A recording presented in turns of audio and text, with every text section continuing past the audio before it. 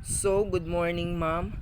I am Jefferson T. Alisur. So, for today, I'm going to report the lesson 10 Leadership and Directing in Hospitality Management. So, first, the social scientific study of leadership. So, according to Robert G. House, the scientist, although the phenomenon of leadership has been around since antiquity past 1990, the systematic social scientific study of leadership did not begin until the early 1930s. As we shall show, the resulting contributions have been cumulative and a great deal is known about leadership phenomena. However, there remain many unanswered questions.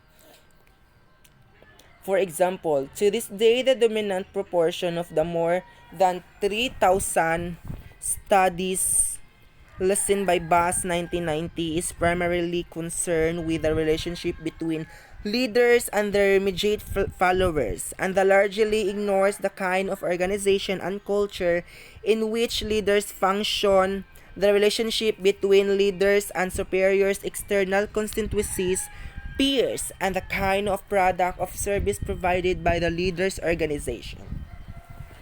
So for me, the leadership literature is based on a limiting set of assumptions, mostly reflecting Western industrialized culture. Almost all of the prevailing theories of leadership, and about 98, I think, percent of the empirical evidence at hand, are rather distinctly American in character, individualistic rather than collectivistic, stressing follower. So next, why people follow motivation. So first, we have necessity. So necessity mean the quality or state of being necessary. He questioned the necessity for the change. Pressure or circumstance, the plane was compelled by necessity to change its course. Or should I say, physical or moral compulsion did it. Not because he wanted to buy, but by necessity. So next, advantage. So advantage mean any state, circumstance, opportunity, or means especially favorable to success, interest, or any desired end. The advantage of a good education, desired I benefit, gain, profit, it will be to his advantage to learn Chinese before going to China. And then the definition of advantage. So first, we have superiority of position or condition. Higher ground gave the enemy the advantage. So second, a factor or circumstance of benefit to its possessor lack the advantages of an education. So third, the first point won in tennis after the use. And then the definition of advantage means anything that provides a more favorable position, greater opportunity, or a favorable outcome. An example of an advantage is when a football team plays a game in their home stadium, gain or benefit. So next, personal satisfaction. So personal satisfaction, a subjective evaluation, judgment, or attitude expressed by an individual with respect to the attainment of certain goals or needs based on his level of aspiration or expectation. And then the praise personal satisfaction refers to a person sense of fulfillment or state of being satisfied. So mauna siya ang personal satisfaction. So next we have independence. So independence, freedom from outside control or support. The state of being independent, the time when a country or region gains political freedom from outside control. So the true freedom is accepting and believing that you and you alone must be responsible for your life. This is how you take back control. This is how you reach your dreams. This is the spirit and foundation on which the great country was built. This is the real independence. And then the definition of independence is freedom from the control of influence of others. When kids grow up and move out and start making their own decision, this is an example of independence, the state or quality of being independent. So, next, encouragement, praise, and recognition. So, encouragement important in workplace. Encouragement is essential for employees to feel valued and engaged in the workplace.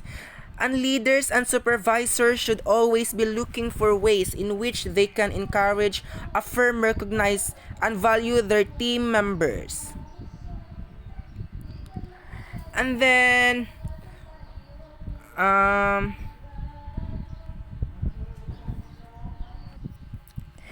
the praise and encouragement important is nurture your child confidence and sense of self.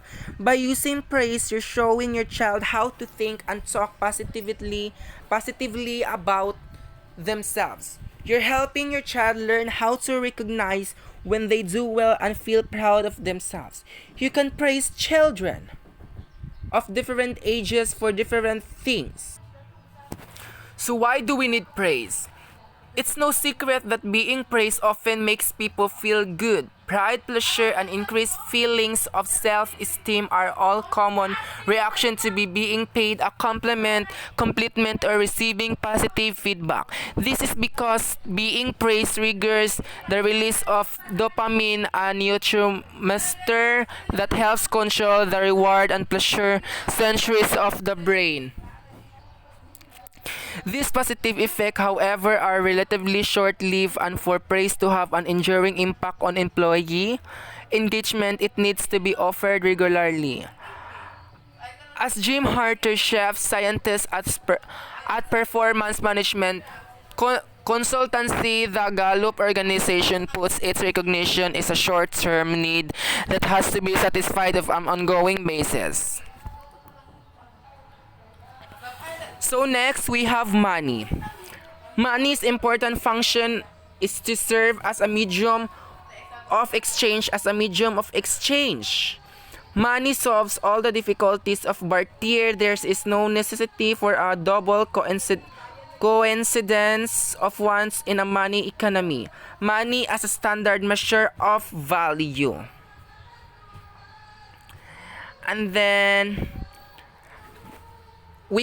can we live without money? So money is certainly not one of the basic needs that sustain life, but it is so important that we simply can't live without it.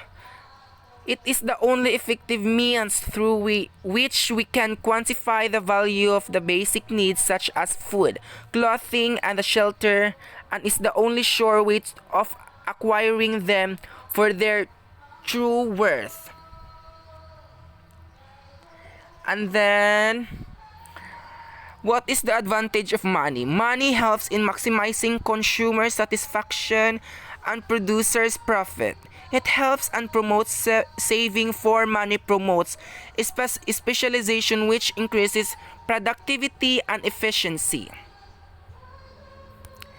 And then,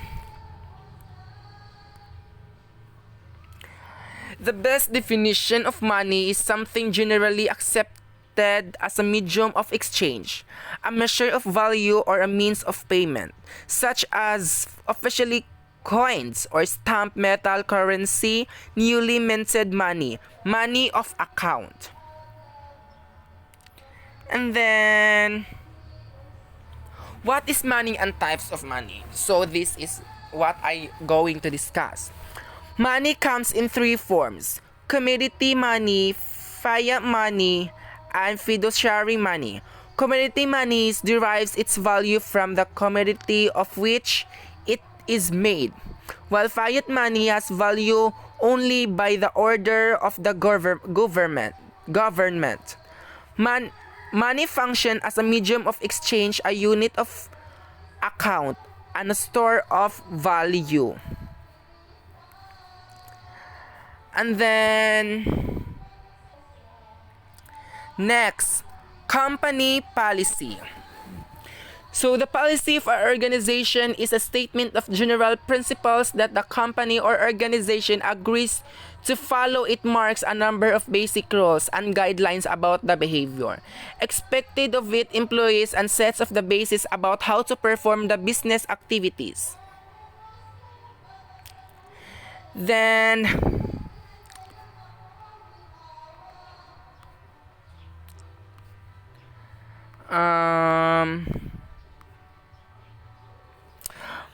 policy mean a set of ideas or a plan of what to do in particular situation that has been agreed to officially by a group of people, a business, an organization, a government, or a political party. It was an unpopular policy and caused a number of conflicts within the party. The purpose of policies is to help your organization tie together your mission, vision, values, and culture into clearly written and easily accessible documents for all employees to take the heart.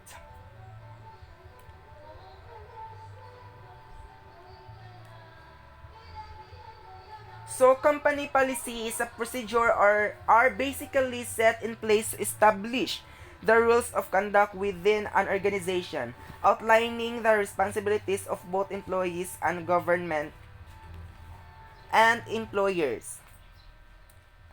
Company policy and procedure aim to protect the rights of workers as well as the business interests of employers. So example of company policies: Code of Conduct, Recruitment Policy, Internet and Email Policy, Mobile Phone Policy, Non-Smoking Policy, Drug and Alcohol Policy, Health and Safety Policy, and also we have Anti-Discrimination and Harassment Policy. So that's all my report. Thank you.